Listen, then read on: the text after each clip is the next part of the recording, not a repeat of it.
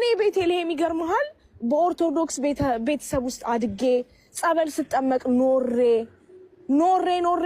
አንድ ቀን ቁርአን የሚባለውን መጽሐፍ አገኘሁት በአጋጣሚ በሰው ስልክ ላይ ቁርአን የሚባለው መጽሐፍ አፕሊኬሽኑን ከፈትኩትና ማንበብ ስጀምር አንድ የሚያስደነግጥ ነገር አገኘሁበት። አንዴ ልሻገር ነው። የሚያስደነግጠው ነገር ምን መሰለህ? እናንተ የመጽሐፍት ባልተቤቶች ሆይ አለኝ። ማንን ነው የሚያወራኝ? እኔን። ማንነኝ እኔ? ባይብልን የምከተል ወይም ባይብልን ማጠና ማለት ነው። እናንተ የመጽሐፍት ባልተቤቶች ከቁርአን አስቀጥለን ከመጽሐፉ አስቀጥለን ቁርአንን ሰተናችኋል። በአፋችሁ ቁርአንን እንዳታረክሱ ሲል በቃ መሬት ብትሰነጠቅ ደስታዬ ነው። ምክንያቱም የሁለቱ ባለቤት አንድ እንደሆነ ወይም መጽሐፉንም የላከው ቁርአንንም የላከው የኛ ፈጣሪ እንደሆነ ተረዳሁኝ ማለት ነው። ከዛ ዋው አልኩኝ። ማንበብ ስለምወድ በቃ ይሄ ነገር መነበብ አለበት አልኩኝ። ሞር ማንበብ ስጀምር አንድ ሐሳብ ላይ ደረስኩኝ። ነብያችን መሐመድ ሰለላሁ ዐለይሂ ወሰለም የመጨረሻው ነብይ መሆናቸውን እኔ መስክሬያለሁ አንብቤ። ከሱም በላይ ግን ወደ መጽሐፍ ቅዱስ ስንመጣ መጽሐፍ ቅዱስ ውስጥ ያልተሟሉ ፕሮፌሲዎች አሉ ወይም ራእዮች አሉ። ዘዳግም ኢሳያስ ላይ አንብብ ስንለው ማንበብ አልችልም የሚል ነብይ ይመጣል ይላል። አመጣዋለሁ። እሱ አንደኛ ሰላምን የሚሰብክ ነብይ ይመጣል ይላል። ሁለተኛ ማን ነው ሰላምን የሰበከ? ኢስላም ሚንስ ሰላም። ገባ? ሶስተኛ ከፋራን ተራራ ይመጣል ይላል። ማን ነው ከፋራን ተራራ የመጣው?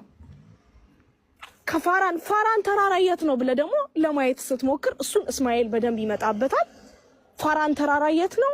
መካ ነው። ስለዚህ ወይ መጽሐፍ ቅዱስ ዋሽቷል አይደለ? ወይም ህዝቡ እየዋሸ ነው ማለት ነው። አሁን ለምን በአረብ መጣ? አሁን ብዙ ሰዎች ኦፌንድ የሚያደርጋቸው አረብኛ መሆኑ፣ ከአረብ ምድር መምጣቱ፣ ቁርአን አረብኛ መሆኑ ያናድዳቸዋል። ሊያናድድህ የሚገባው በእስራኤል ምድር ቢመጣ እኔ እናደድ ነበር። ለምን በለኝ። እስራኤሎች ኢየሱስንም አልተቀበሉማ።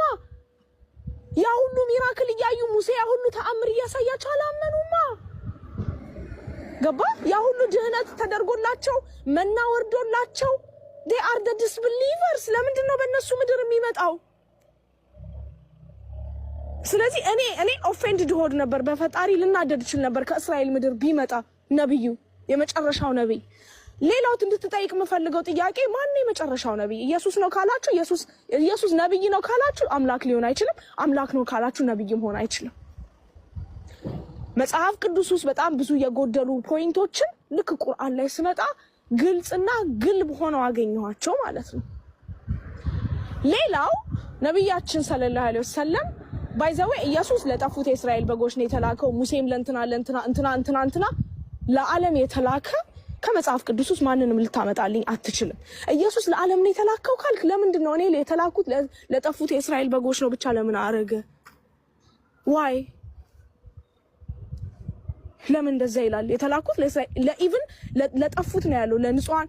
እሱ ሲመጣ እኮ ከሱ በፊትም እኮ ገነት የሚገቡ ሰዎች እኮ አሉ፣ እውነተኛ ሰዎች እኮ አሉ። እሱስ ለምን መሰቀል አስፈልገው?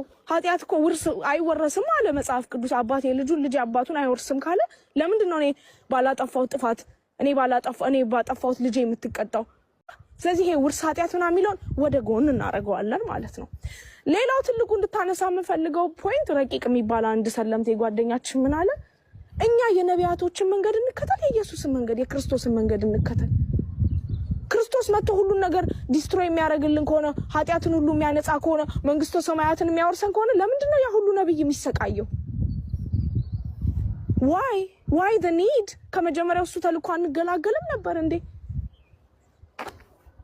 የቅድሞቹን ቨርሶች እንዳያቸው ኢየሱስ ክርስቶስ መቼም ቢሆን እኔ ዲቫይን ነኝ አላለም። አብ ከኔ ይበልጣል፣ ይሄ ሁሉ የሚያስደርገኝ አብ ነው፣ አባቴ አባታችሁ አምላኬ አምላካችሁ አለ። አንድ ሰው መጥቶ አንተ ጥሩ ጌታ፣ አንተ ጥሩ አስተማሪ፣ ገነት ለመግባት ምን ላድርግ ሲለው ለምንድን ነው እኔን ጥሩ ጌታ የምትለኝ? ስለዚህ የብሉይ ኪዳን አምላክና የአዲስ ኪዳን አምላክ ተለያየብን። ስላሴን ጀስቲፋይ ለማድረግ የሚሞክሩት እነዛ ቂሎች ማለት ነው። አንድ ቦታ ብቻ ነው አብ ወልድ መንፈስ ቅዱስ የሚል ሐሳብ ያለው። እሱን ይዘህ ስላሴን ጀስቲፋይ ማድረግ አትችልም።